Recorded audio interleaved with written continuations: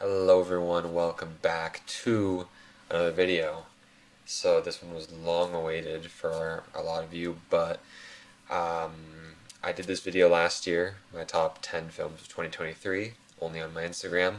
So now I'm doing my top 10 films of 2024 on YouTube.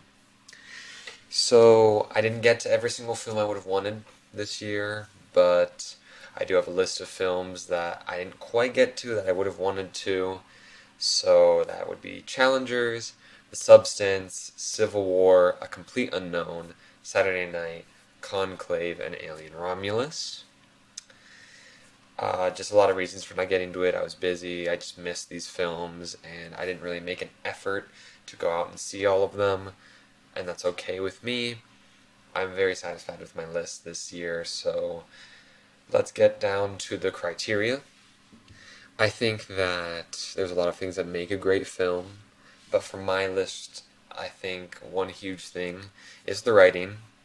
I always look at writing very much when I look at these films. Are the characters making decisions that those characters would make? Is it an enjoyable watch through the writing, through the dialogue? And then there's just things like acting, plot, story, pacing, just very simple things. But another one is the rewatchability of a film.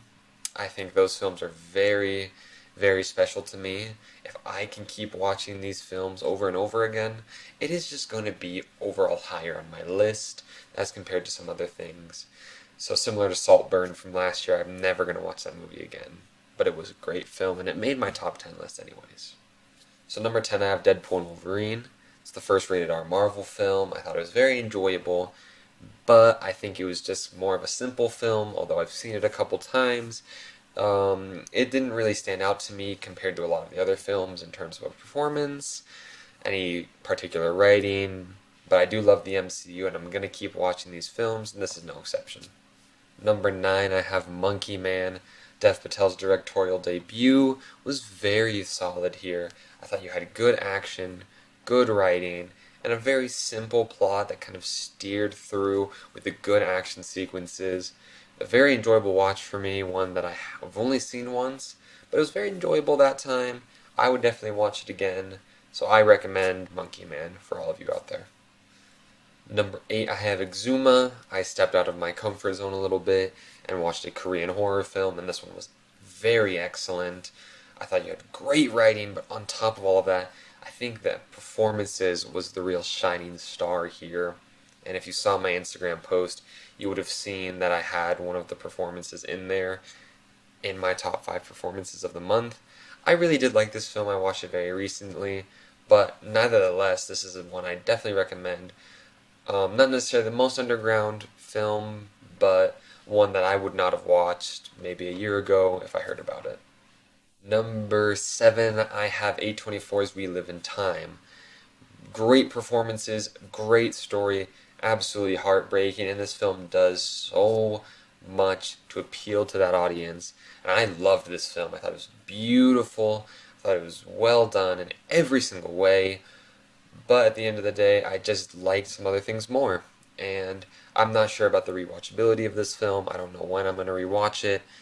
But this is one I definitely recommend for everyone to see at least once. At number 6, I have DreamWorks' The Wild Robot. Now, this film was probably the best performing animated film of the year, but there is some controversy with putting it this low, in my opinion, and you'll see that in the next pick. This film speaks leaps and bounds about nature, about fitting in, and I think these are great themes to put in a film, especially as well animated as this one. So I definitely recommend this one as well. It's a great watch. Watch it with your friends, watch it with your family, and you're going to have a great time. Number 5, I have Inside Out 2. Now, this is where I think some controversy is going to be met. Is this better than The Wild Robot for most people? Who knows? But this film did resonate with me quite a bit more than The Wild Robot. Very relatable, especially in terms of going through your puberty, especially at the time I'm at, where I've just, have exited that not even that long ago. This film is great. Speaks leaps and bounds for that. So this is a great film whether you're an adult, whether you're a kid. You're going to resonate with this film in many, many ways. And I thought this film was absolutely beautiful in all of the best ways. So Pixar did a great job here. There is a bit of controversy with this film again.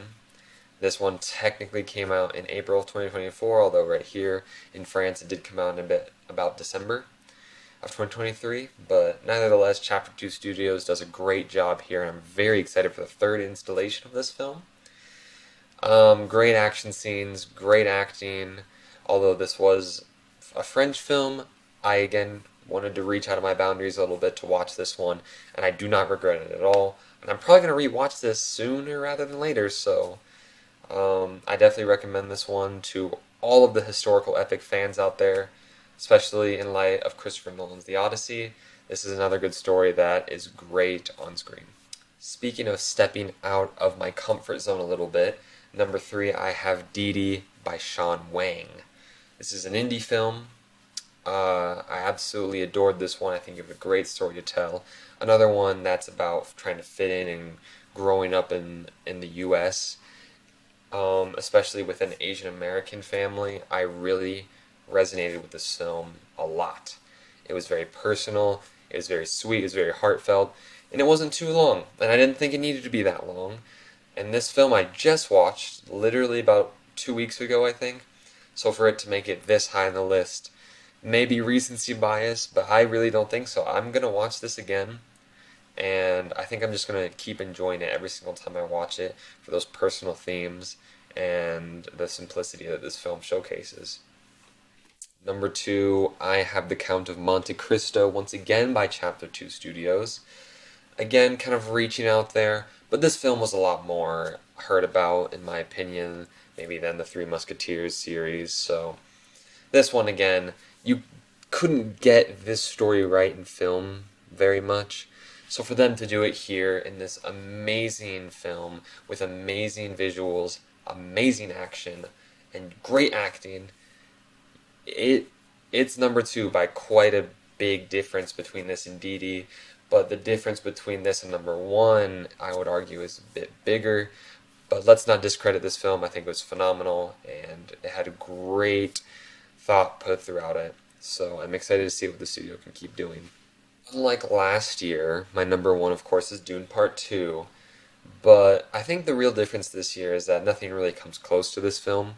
This is my favorite film of all time right here, and I can say that in confidence. I've seen it 7 times now. I know the film pretty much like the back of my hand, and it will never get old for me.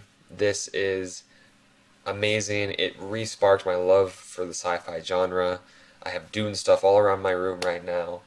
But this is an unforgettable film for me. I really want people to see this because in my film class, no one apparently has seen this film, which is absolutely crazy to me. So don't overlook this one. Whatever you do, I love this film, and that really does conclude my list here in full confidence. I can say this was a pretty mix and match year overall for film.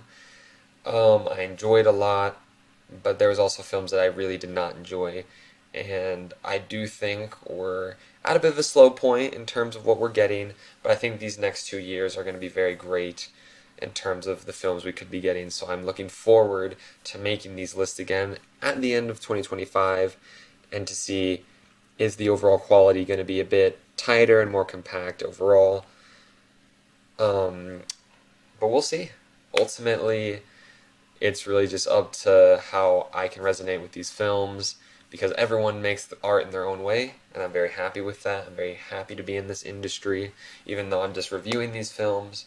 So let me know what you guys think. I don't know how many videos I'll be making. Can't promise anything, but I'm glad to be back nevertheless. So thank you guys again.